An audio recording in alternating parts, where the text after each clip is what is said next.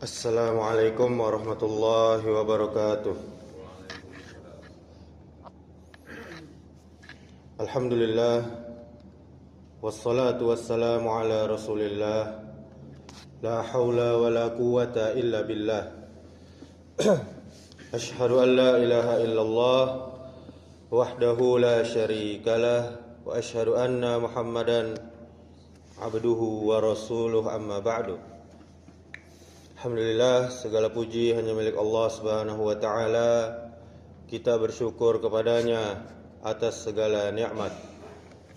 Kemudian salawat beserta salam semoga selalu tercurahkan untuk junjungan kita Nabi Muhammad sallallahu alaihi wasallam. Allahumma salli ala Muhammad wa ala ali Muhammad. Ma'asyiral muslimin wal muslimat, jamaah salat zuhur yang dimuliakan oleh Allah Subhanahu wa taala. Dalam Islam tidak semua dosa itu haram sejak awal. Banyak perkara mubah yang boleh-boleh saja secara hukum, tetapi bisa berubah menjadi sebab lalai, kerasnya hati, dan jauhnya kita dari Allah Subhanahu wa taala. Bukan yang haram saja yang menghancurkan iman. Seringkali yang mubah namun berlebihan justru lebih berbahaya, karena kita merasa aman-aman saja melakukannya. Mubah yang berlebihan akan menggelapkan hati. Kita tahu makan itu mubah, boleh-boleh saja. Tidur itu mubah.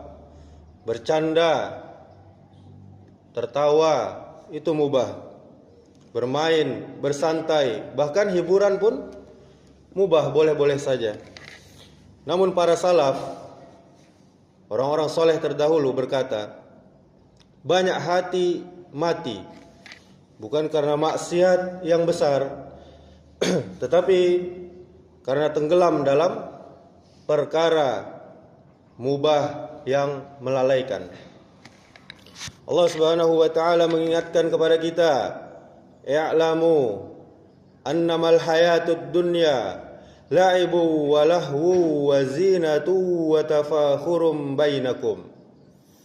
Ketahuilah, sesungguhnya kehidupan dunia hanyalah permainan, hanyalah senda gurau, perhiasan, dan saling bermegah-megahan di antara kalian. Surah Al-Hadid ayat 20. Ma'asyiral muslimin wal muslimat, jamaah yang dimuliakan Allah Subhanahu wa taala, bukan karena semua itu haram, tetapi karena hati terlalu sibuk dengannya hingga terlupa akhirat.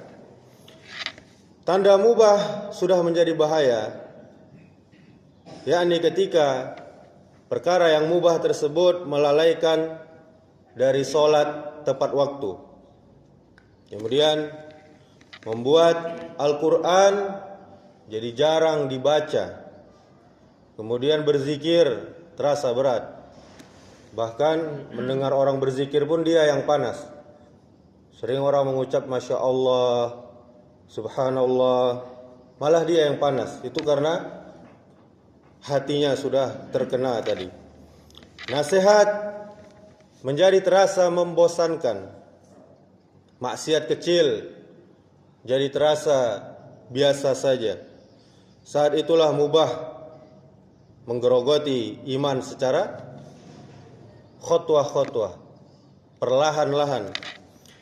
Kemudian dikisahkan Imam Ahsan Al-Basri rahimahullah pernah berkata, "Aku tidak melihat sesuatu yang lebih merusak hati selain perkara mubah yang dilakukan tanpa niat." Para salaf sangat takut dengan waktu kosong mereka.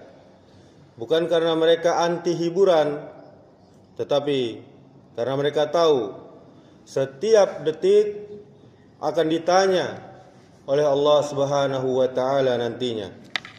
Ramadan mengajarkan kita prioritas. Ramadan datang untuk memotong perkara mubah yang berlebihan tadi. Ramadan hendaknya kita mengurangi makan, mengurangi tidur, mengurangi obrolan yang tak bermanfaat. Agar apa?